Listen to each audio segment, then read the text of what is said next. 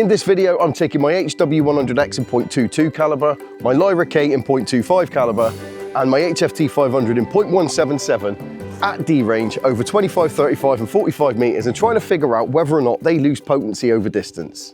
It's that simple.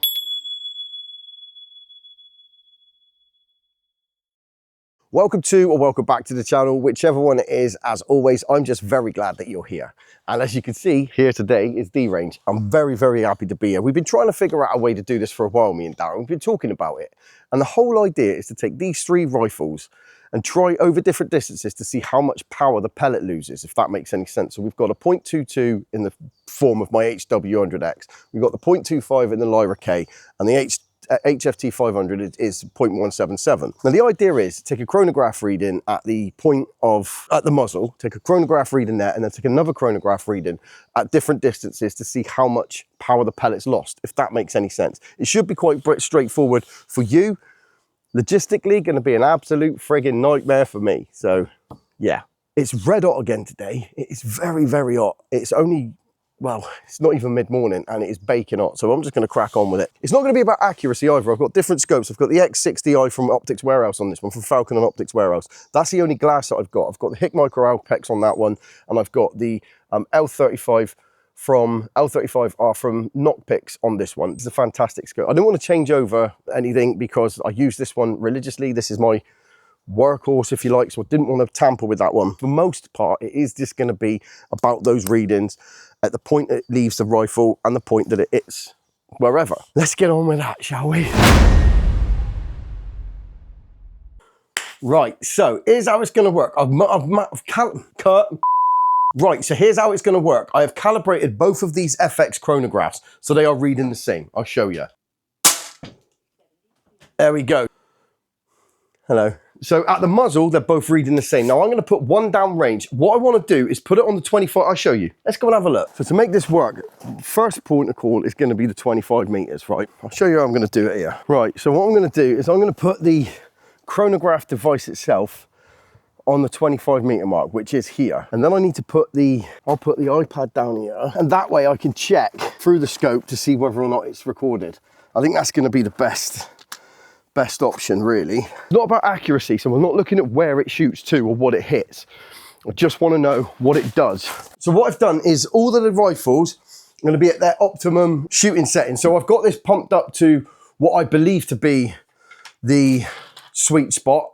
Same with the Lyra K. I'm not going to go all the way to the maximum with them. There's not a lot of point. Cut the waffle ads. Yep, I can see the iPad. I can see the chronograph. Right, okay, let's go. Now, I realise this video isn't for everybody, but you might have come here just to see the results. Now, if that's the case, skip forward to this timestamp. That's where I've collated all the information and put it into a couple of graphs. Feel free to peruse those at your leisure and make of that information what you will. But if you want to see how I achieved those results, carry on watching from here. Cheers!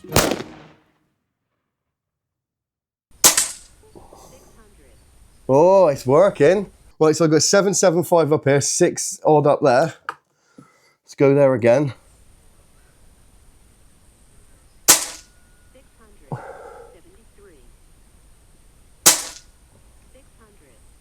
Yep, that registered both. Oh, this is quite exciting now, actually. It actually works. 631, 634. Right, okay. What I'm going to do now is I'm going to move it down to the 35 meters and we'll do the same thing there. Let's have a go at that. I'm not going to take you with me every time because this will take hours, but I'm going to go and move the chronograph now. I'm using Air Arms pellets for all of these. So these are the Air Arms 8.44s. The reason I'm doing that is because these yellow pellets in all iterations, in the 2.2 and in the .25s, they're the sort of middle of the road standard pellet for each of those calibers. There's so many variables you could get involved in this. How much air's in the rifle, how heavy the pellet is and all of that. But I wanted to get just a mean idea, just a rough idea of what was what. It might be something I investigate further with heavier pellets at some point, but logistically, that would be absolutely knackering. You probably all going, this is boring, ads. Not into this. And I get you, but I am. 643,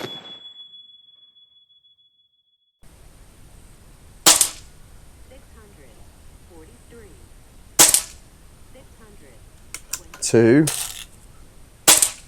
3, 4, Right, so that's 5 there. So I'm going to go down there now and move it on to the 45 meters. And yeah, this is going better than I thought so far.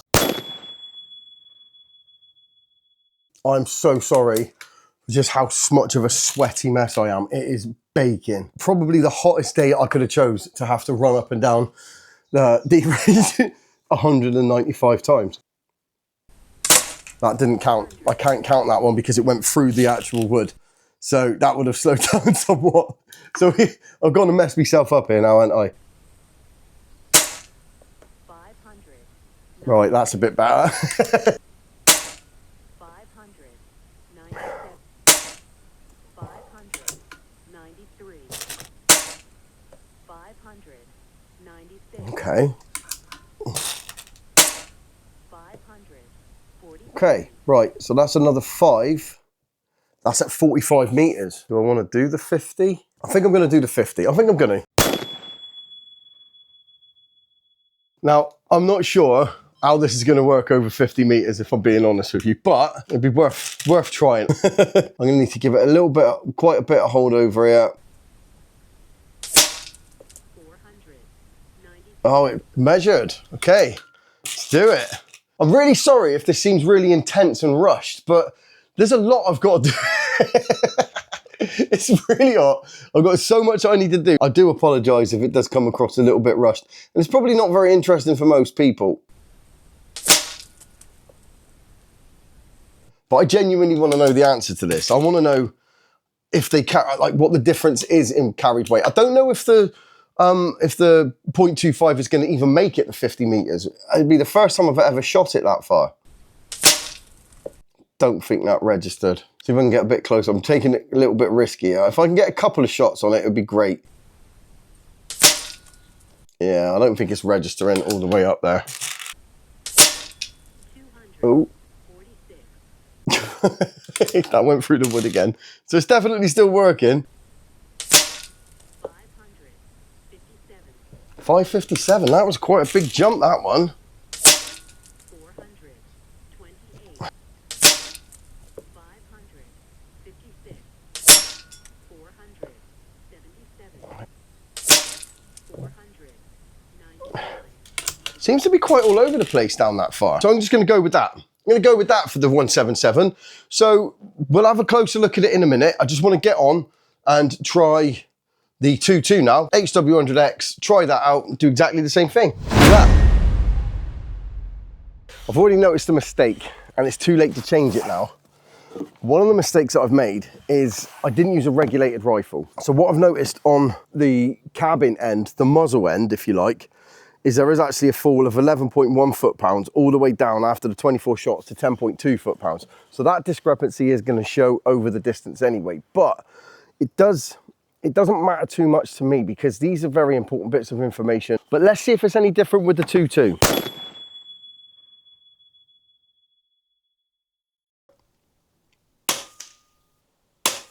2, 3, 4, 5. Right, I'm going to go and double check that recorded because it's a thermal. I can't actually see whether or not, I can't actually look at the image itself. So I'm going to go and have a quick look a minute. I didn't record any of that on here. What an absolute donut. Didn't record any of those, did I? Absolute spanner. So what we've got, 11.3 to 11.5, and it's averaging about 569 foot-pound. My fault, sorry about that.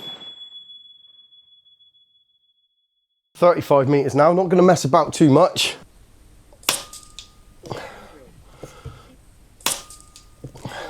2, 3, 4, 5. Right. So that's 5 there as well. So let's, no messing, go and move it on.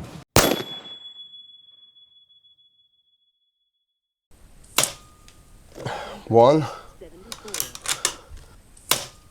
2, 3, 4, 5. Now let's hope that it registered all 5 of those. If it did, you'll already know, but I'm gonna go and double check. Let's have a look, move on to the 50 now. So the 50 meter one, as with the 177, I don't know, because it's not got much to travel, because it's done on a radar basis. It doesn't have much travel past the chronograph, so I don't know how well it will work, but we will try. We will try. 1, 2, 3,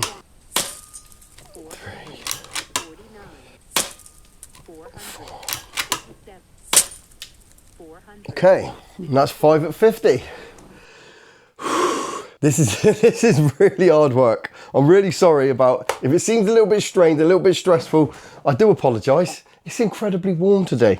I'm sweating into my own eyeballs. Right, let's go and regroup, and then we're gonna have a look at the Lyra K, see what that can do. So this is my Reximex Lyra K. I've put the air up to 165-ish, just while I was messing around with it. So it's at the power that I would use it at. So it would probably go slightly higher if you put more power in, because this one isn't regulated either. Now I am fully aware that I should have bought all regulated or all unregulated rifles. I get that, I'm with you, I understand, I'm very sorry, I dropped the ball, but let's just forget it and move on. Right, let's try this.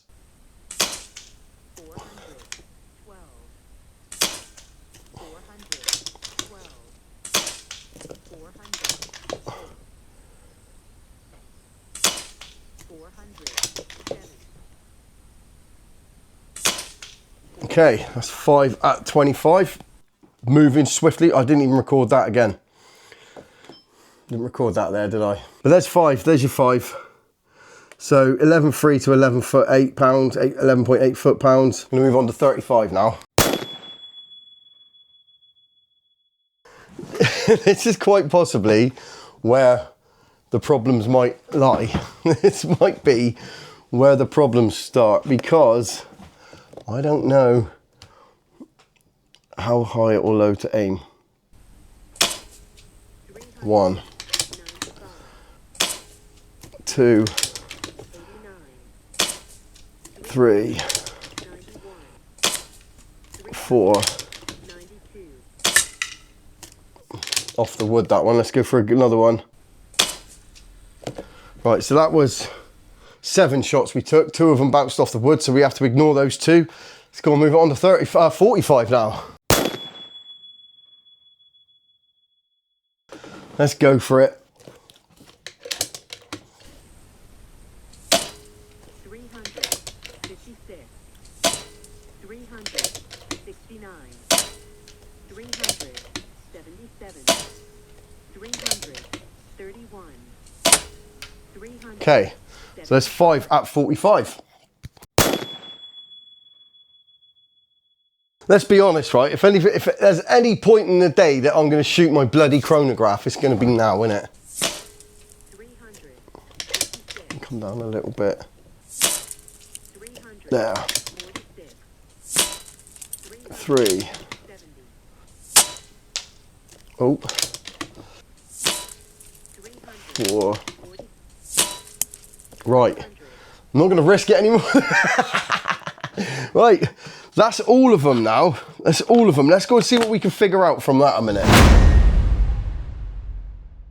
Right, okay, so interestingly, the .25. So the first shot from the muzzle end has been actually really consistent all the way through. So from the first shot at the muzzle end was 448 feet per second, and then the last shot was 553 feet. So it's actually increased a little bit as the air died off. It sort of picked up in foot poundage as well as feet per second. So it's gone from 11.3 to 11.6 at the end. So on the 25 meter mark, for the first 5, it was 412 to 401 feet per second. So it's actually quite consistent on that as well at the 25 meters. 35 meters, it hasn't dropped off much at all feet per second wise, quite interestingly. Now I can't do anything with this information now, right here. I can't, I don't know how to. So what I'm gonna do is I'm gonna pack up everything here. go and have a look at all of these facts and figures and add a bit of video on to the end of this where I can decipher what's gone on and come to some sort of conclusion there. Because I think trying to come up with it now, I got a lot of screenshots and a lot of baffling information here, but it's been quite good, I think. So I need to come to a conclusion, figure out what's what, and I'll get back to you. So it's going to be a while for me, but it'll be just pretty much one of them swipey things for you.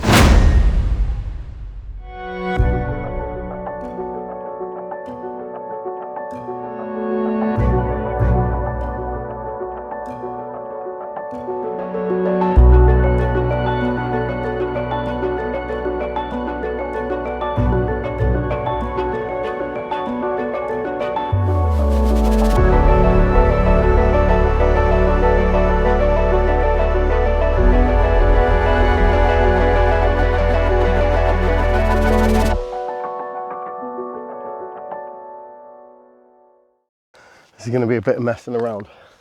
Right, I've brought you up here today for the end of this video to the beacon. Now it's got absolutely no relevance to anything, absolutely none at all, but it's a nice day, why not?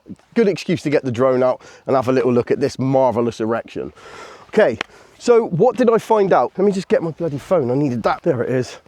We're back in the room, right, okay, so I'm fully aware of the fact that I should have really had all regulated or all unregulated rifles, and I didn't. That was on me. And one of the things I have noticed is I let the HFT down because towards the end it sort of went a little bit wavy. I think it's because I didn't put enough air in. I shot more shots than the 20 shots over the distances, just trying to figure out elevation and stuff like that. If I'd have put a little bit more air in that last bit, but it was the results. That's the results I got, so that's the results I'm sticking with. Not going to fudge anything. Just I want to say as well, if anybody's got any ideas of how I could improve this if I did it again, I know that there's loads of variables, pellet weights, air, and there's so many different variables, but this was just an idea just to give myself an idea. I'm a very visual person. I'm a very, very visual person, and I really like to be able to see what's happening with the pellet shots. So when it came to the foot poundage, like I said, the unregulated HFT 500 did sort of wane as it went through, as you could see in this chart up here.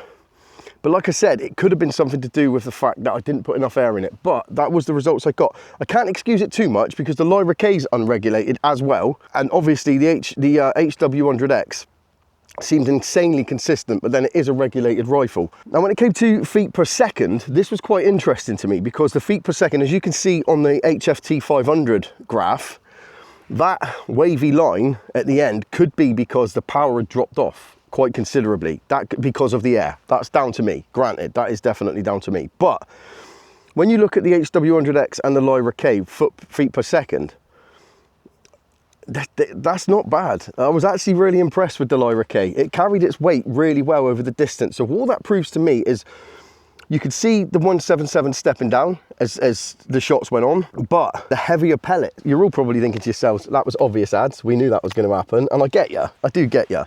But for me, it's just good to be able to see. So what I'm going to do is I'm going to leave these two charts up here for now, screenshot it, do what you like to it, and make what you will of this information. I hope it's useful for somebody because it was incredibly useful for me. And like I said, it's not really my sort of video, and that's not the sort of thing I do, but it was something I definitely wanted to know the answer to. So if you got any value out of this, let me know in the comments. If there's anything I did wrong or anything you would improve next time if I were to do it again, let me know in the comments. And yeah, if I do revisit it, we'll go with that. But for now, that's that video done. So thank you very much for watching this video. I massively appreciate every single one of you, and like and subscribe if you want to, and if you don't want to, you don't have to. It does help a lot if you do, and I would appreciate it, but you don't have to. It's your YouTube. You do what you want to do with it. Do what makes you happy. The sunshine up at the beacon today is making me happy. You gotta love the summer. But yeah, so thanks for watching this video. See you in the next one. If you can't wait for the next one, try one of these two, and I'll see you soon. Take care. Cheers now. Long distance, one of them. I'll do it here.